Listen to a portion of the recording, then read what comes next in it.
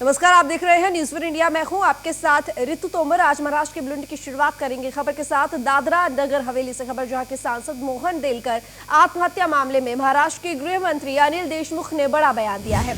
देशमुख ने कहा कि जिन लोगों का भी नाम दिवंगत सांसद ने अपने सुसाइड नोट में लिखा है उन्हें बख्शा नहीं जाएगा। प्रफुल्ल पटेल जो फिलहाल दादरा नगर हवेली के एडमिनिस्ट्रेटर है, उनका भी नाम इस सुसाइड नोट पे है। कथित रूप से ये नोट 15 पेज का है। फिलहाल पुलिस इस बात की जांच कर रही है और उसके अनुसार दोषियों पर कार्रवाई भी की जाएगी।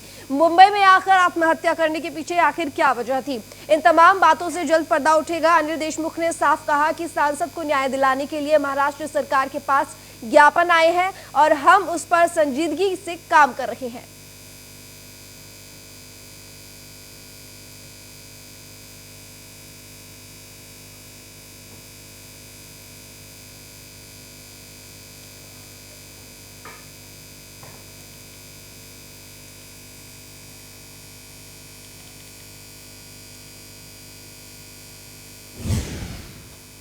राज्य के गृह मंत्री अनिल देशमुख ने साफ किया है कि बाबा रामदेव की कंपनी पतंजलि की दवा कोरोनिल जब तक आधिकारिक रूप से प्रमाणित नहीं हो जाती महाराष्ट्र में बिक्री नहीं होने देंगे। बता दें कि पतंजलि का दावा है कि उनकी दवा कोरोनिल कोरोना के इलाज के लिए विश्व स्वास्थ्य संगठन से प्रमाणित है, जबकि इंडियन मेडिकल एसोसिएशन ने पतंजलि के इस दावे को झूठा और भ्रामक बताया है। वहीं विश्व स्वास्थ्य संगठन ने भी पतंजलि के दावे की पुष्टि नहीं की है। इस वजह से कोरोनिल को लेकर बाबा रामदेव के दावे पर सवाल उठ रहे हैं। देशमुख ने कहा है कि जब तक बाबा रामदेव की कंपनी को कोरोना संबंधित दवाई के संदर्भ में अधिकृत प्रमाण पत्र नहीं मिल जाता, महाराष्ट्र में इसकी बिक्री नहीं होने दी जाएगी।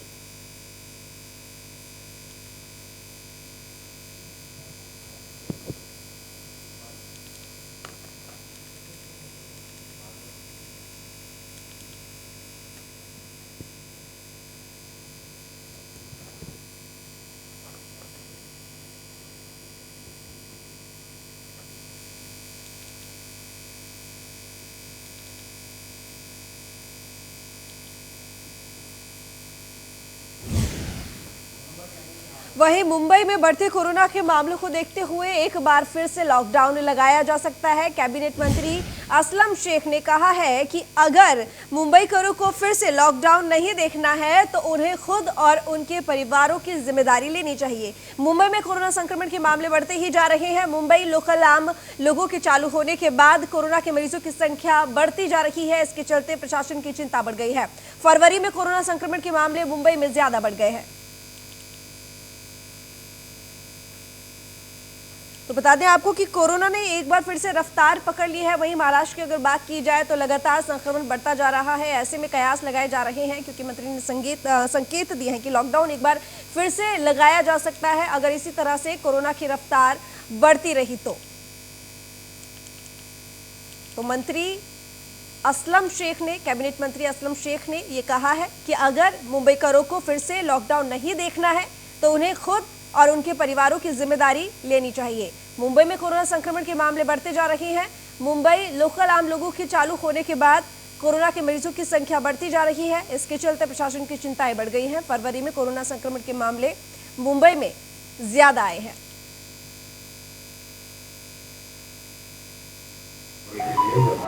बहुत ही इम्पोर्टेंट है। इसी के अंदर जो है केसेस डबल होने के चांसेस है, केसेस रैपिडली बढ़ने के चांसेस है। इसी के लिए से आज जो है 2-3 4 घंटा जो है सारे टास्क फोर्स और सारे सीनियर ऑफिसर्स को लेकर बैठक चल रही है। तो इस तरीके का करेगा दी हुई गाइडलाइंस को अगर फॉलो नहीं करेगा तो किसी भी पार्टी का होगा तो वो कार्रवाई के लिए वो तैयारी करेगी। आने वाला 8 दिन। वहीं बुल्ढाना जिले के जामोद तहसील के झाड़े गांव में कोरोना का कहर जारी है। जामोद तालुका में झाड़े गांव में एक ही दिन में 155 कोरोना मरीज पाए गए हैं। ये सभी लोग 7 दिन के धार्मिक समारोह में शामिल हुए थे, जहां पर इनको कोरोना हुआ। इस कार्यक्रम में ग्रामीणों सहित गांव के बाहर की कुछ मंडलियों ने भी भाग लिया था। अब गांव को प्रतिबंधित घोषित कर दिया गया है और गांव में स्वास्थ्य दस्तों और पुलिस कर्मियों की तैनाती कर दी गई है।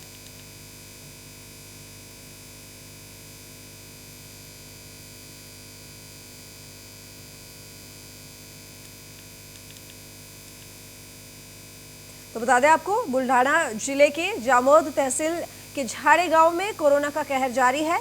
जमोर तालुका में झाड़े गांव में एक ही दिन में 155 कोरोना मरीज पाए गए हैं। ये सभी लोग 7 दिन के धार्मिक समारोह में शामिल हुए थे, जहां पर इनको कोरोना हुआ। इस कार्यक्रम में ग्रामीणों सहित गांव के बाहर की भी कुछ मंडलियों ने भाग लिया था। अब गांव को प्रतिबंधित घोषित कर दिया गया है और गांव में स्वास्थ्य दस्तों और पुलिस कर्मियों की तैनाती भी कर दी गई है।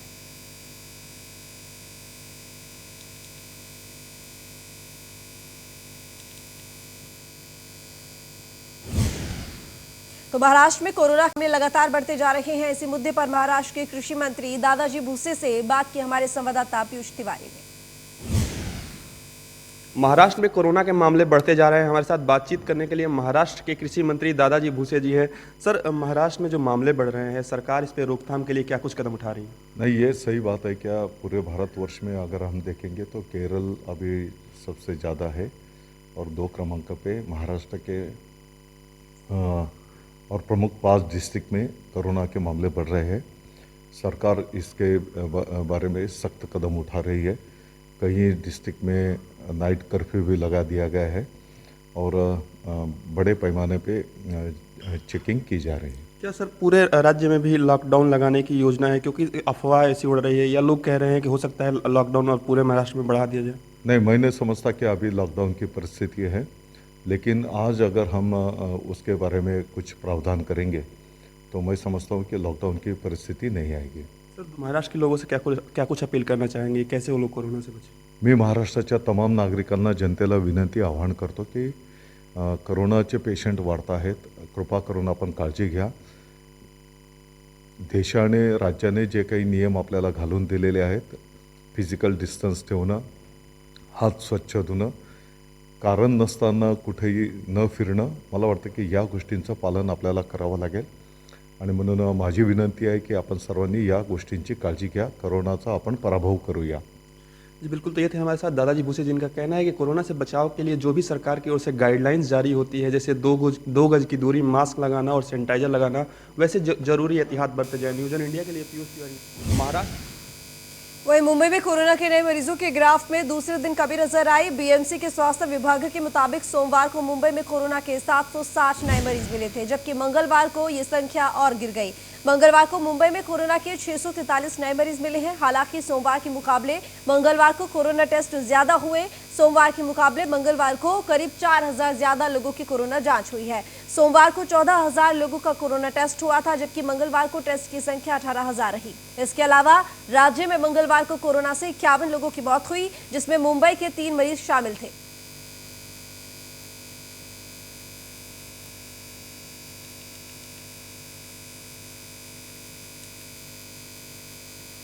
तो बता दें आपको, एक तरफ लगातार कोरोना संक्रमण बढ़ता जा रहा है, रफ्तार बढ़ती जा रही है, वहीं महाराष्ट्र सरकार की चिंता भी बढ़ती जा रही है और ये भी कहा गया है कि अगर कोरोना संक्रमण की रफ्तार कम नहीं होती है तो एहतियातन तौर पर तमाम सख्त कदम उठाए जाएंगे। फिलहाल आपको बता दें कि जिस तरह से लगातार आंकड़े आ रहे हैं, वहीं मुंबई में कोरोना के नए मरीजों के ग्राफ में दूसरे दिन कमी नजर आई। बीएमसी के स्वास्थ्य विभाग के मुताबिक सोमवार को मुंबई में कोरोना के 760 नए मरीज मिले, जबकि मंगलवार को यह संख्या और गिर गई। तो मंगलवार को यह संख्या 643 पर पहुंची। इसके साथ ही कोरोना संक्रमण को लेकर लगातार कोरोना टेस्टिंग भी बढ़ाई जा रही है।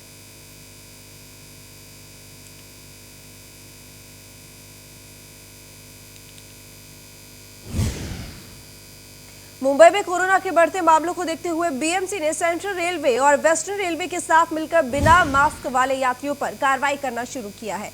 बीएमसी और रेलवे ने बिना मास्क वाले तकरीबन 22,976 यात्रियों पर जुर्माना लगाया है। रेलवे को जुर्माने से तकरीबन 45 लाख रुपए मिले हैं। पिछले सप्ताह बीएमसी ने तकरीबन 60 लाख रुपए बतौर जुर्माना वसूल किया। मार्च 2020 से लेकर अब तक तकरीबन 15 लाख बिना मास्क वाले लोगों पर कार्रवाई के जरिए 30 करोड़ रुपए जुर्माने की रकम वसूली है।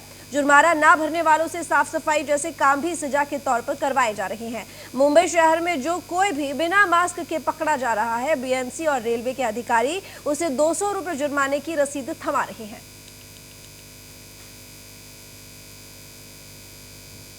तो कोरोना संक्रमण की रफ्तार को देखते हुए सरकार भी सख्ती बरतती जा रही है और ऐसे में कदम उठाए गए हैं कि अगर जो भी व्यक्ति बिना मास्क पहने हुए दिखाई दिया तो ऐसे में जुर्माना वसूला जाएगा, जिससे कि लोग लापरवाही ना बरतें। कोरोना संक्रमण को नियंत्रित करने के लिए ये तमाम कदम सरकार की तरफ से, प्रशासन की तरफ से उठाए जा रहे हैं।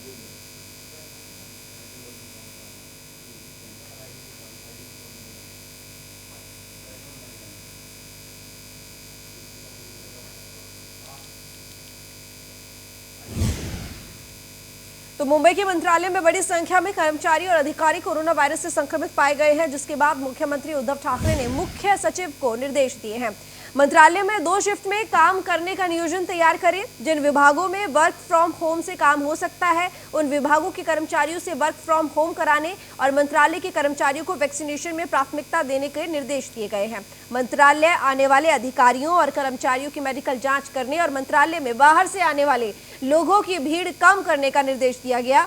मुख्यमंत्री ने ये निर्देश राजपत्रित अधिकारी संघ के प्रतिनिधिमंडल से चर्चा करते हुए दिए हैं।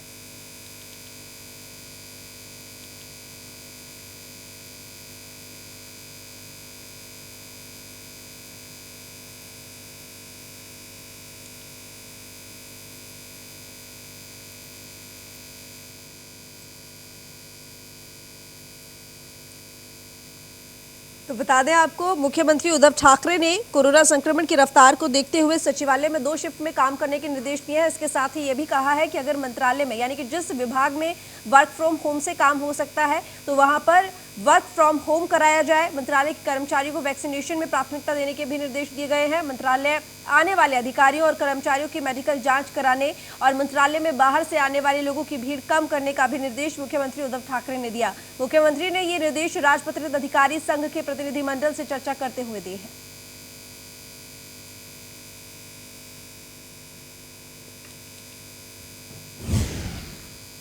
महाराष्ट्र सरकार ने अमरावती, यवतमाल और कुछ अन्य जगहों पर कोविड-19 के बढ़ते मामलों के मद्देनजर 5 जिलों में सभी अधीनस्थ अदालतों में अगले आदेश तक कामकाजी घंटे घटाने का फैसला किया है। मुंबई उच्च न्यायालय के रजिस्ट्रार की ओर से मंगलवार को जारी नोटिस के अनुसार प्रशासनिक न्यायाधीशों की समिति ने अमरावती, यवतमाल, बुल्डाना, अकोला और वाशिम जिलों में अदालतों के कामकाजी घंटे घटाकर दिन में 5 घंटे करने का बुधवार को फैसला किया। इन जिलों में अदालतें 2 पाली में काम करेंगी और प्रत्येक पाली में 2.5 घंटे काम किया जाएगा। अदालतों में सुबह 10:30 बजे से दोपहर 1 बजे और फिर दोपहर 1:30 बजे से शाम 4 बजे तक का काम किया जाएगा। तो नोटिस के अनुसार ये स्थिति अगले आदेश तक यथावत बनी रहेगी। रुक करेंगे खबरों की तरफ। महाराष्ट्र में 10वीं 12वीं के लिए ऑनलाइन बोर्ड परीक्षा के बढ़ती मांग के बीच महाराष्ट्र स्टेट बोर्ड के अधिकारियों ने स्पष्ट किया है कि उन्होंने छात्रों की बड़ी संख्या को देखते हुए अप्रैल के अंत में होने वाली परीक्षा की ऑफलाइन तैयारी शुरू कर दी है। Maharashtra state board of secondary and higher secondary education में 30 लाख से अधिक छात्र हैं जो राज्य भर में अपने HSC और इसके साथ ही SSC और परीक्षाओं के लिए उपस्थित होंगे। शिक्षा मंत्री वर्षा गायकवाड़ ने बताया है कि कैसे एक विशेष समय में एक साथ ऑनलाइन परीक्षा आयोजित करना राज्य भर में कठिन है। बड़ी संख्या में छात्रों को देखते हुए राज्य भर में एक बार में ऑनलाइन परीक्षा आयोजित करना मुश्किल है और नए शैक्षणिक वर्ष को शुरू करने में और देरी हो सकती है। गायकवाड़ ने कहा है कि सितंबर 2021 से पहले ऑनलाइन परीक्षा आयोजित करना संभव नहीं होगा।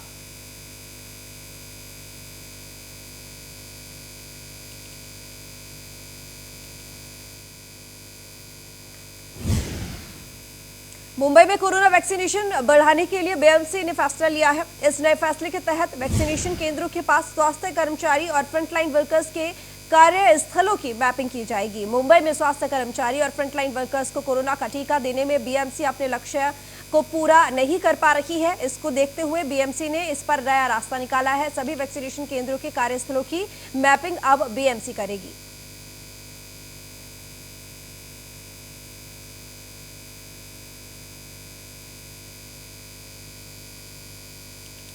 तो टीकाकरण में तेजी लाने के लिए बीएमसी ने अब एक फैसला लिया। मैपिंग के जरिए अब टीकाकरण में, यानी कि वैक्सीनेशन में तेजी लाई जाएगी। तो आपको बता दें कि स्वास्थ्य कर्मियों का वैक्सीनेशन किया जा रहा है और इस नए फैसले के तहत वैक्सीनेशन केंद्रों के पास स्वास्थ्य कर्मचारी और फ्रंटलाइन वर्कर्स के स्वास्थ्य कर्मियों कार्यस्थलों की मैपिंग की जाएगी। मुंबई में स्वास्थ्य कर्मचारी और फ्रंटलाइन वर्कर्स को कोरोना का टीका देने में बीएमसी अपने लक्ष्य को पूरा नहीं कर पा रही थी। इसको देखते हुए ये बड़ा फैसला लिया गया, ये रास्ता निकाला गया। तो सभी वैक्सीनेशन केंद्रों के कार्यस्थलों की मैपिंग अब बीएमसी करेगी।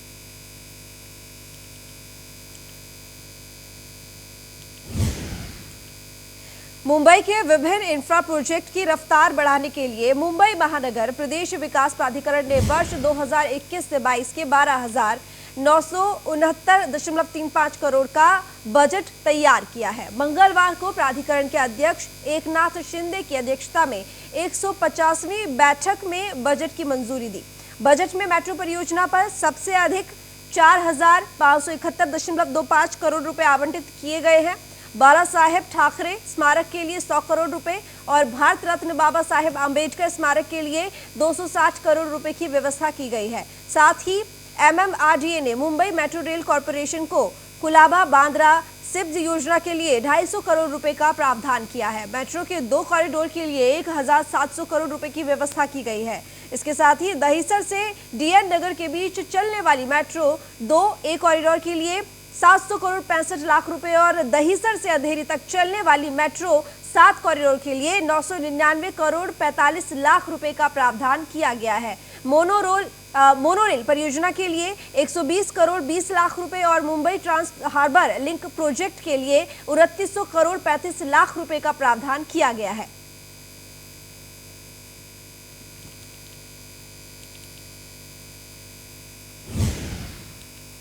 महाराष्ट्र राज्य में कोरोना मरीजों की संख्या लगातार बढ़ती जा रही है। ऐसे में शिरडी के साईं बाबा संस्थान के नए नियमों की शुरुआत हो गई है। साईं बाबा के भक्त अब साईं बाबा के दर्शन सुबह 6 से रात 9 बजे तक कर सकेंगे। काकड़ आरती के लिए भक्तों का प्रवेश बंद रहेगा। सभी आरती नियमित समय पर ही आयोजित की जाएंगी।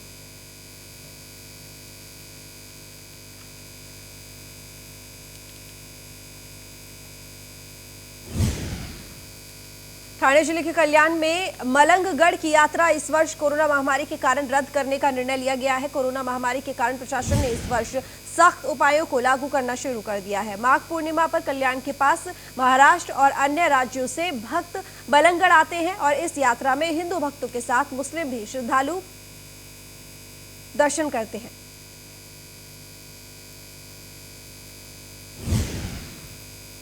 शिव प्रेमियों को रायगढ़ फोर्ट के राज सदर पर दर्शन के लिए जाने की अनुमति दे दी गई है, जिससे रायगढ़ जिले में शिव प्रेमियों में खुशी का माहौल है।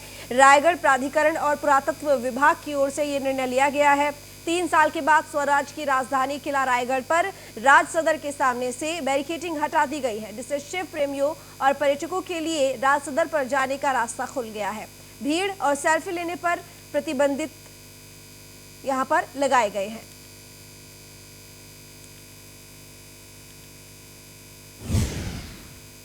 मुंबई शेयर बाजार में बढ़त का ये लगातार दूसरा सत्र है। बीएसई सेंसेक्स 561 अंकों की बढ़त के साथ 50,312.74 पर कारोबार कर रहा है। शुरुआती कारोबार में इंडेक्स ने दिन के सबसे ऊंचे स्तर 50,320.59 को भी छुआ। बीएसई सेंसेक्स में HDFC बैंक के शेयर में 3% की बढ़त है और सन फार्मा के शेयर में 1% की गिरावट है। बाजार में निवेशक सबसे ज्यादा बैंकिंग शेयरों में खरीदारी कर रहे हैं। इंडियन ओवरसीज बैंक और महाराष्ट्र बैंक के शेयरों में 10% की बढ़त है। वहीं तकनीकी दिक्कतों के कारण 11:40 से NSE पर कैश और वायदा सेगमेंट ठप रहा है, जो फिलहाल 157 अंक के ऊपर 14,865.30 पर कारोबार कर रहा है।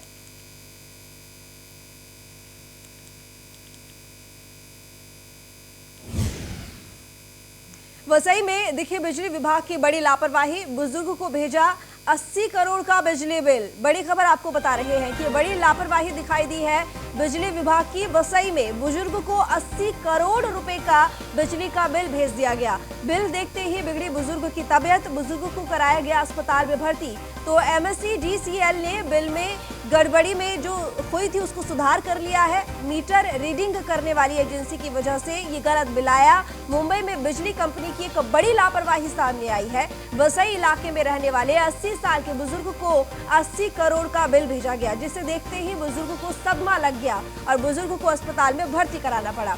गणपत नाइक का कहना है कि बिजली विभाग ऐसा कैसे कर सकता है? बिल भेजने से पहले वे क्या मीटर चेक नहीं करते? ऐसे कैसे किसी को गलत बिल भेज सकते हैं? वहीं Maharashtra state electricity distribution company limited ने बुधवार को कहा है कि ये गलती से हो गया, बिल जल्द ही सही लेकिन कर दिया जाएगा।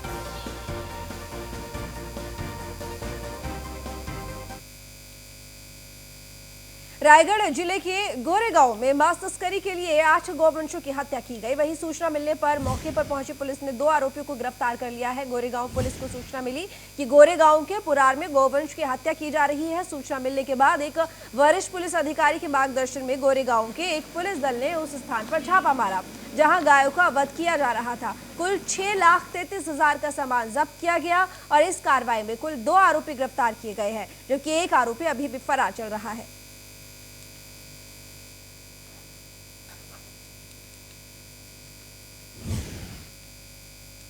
तो आज महाराष्ट्र के इस बुलेटिन में इतना ही। देखते रहिए न्यूज़ 1 इंडिया।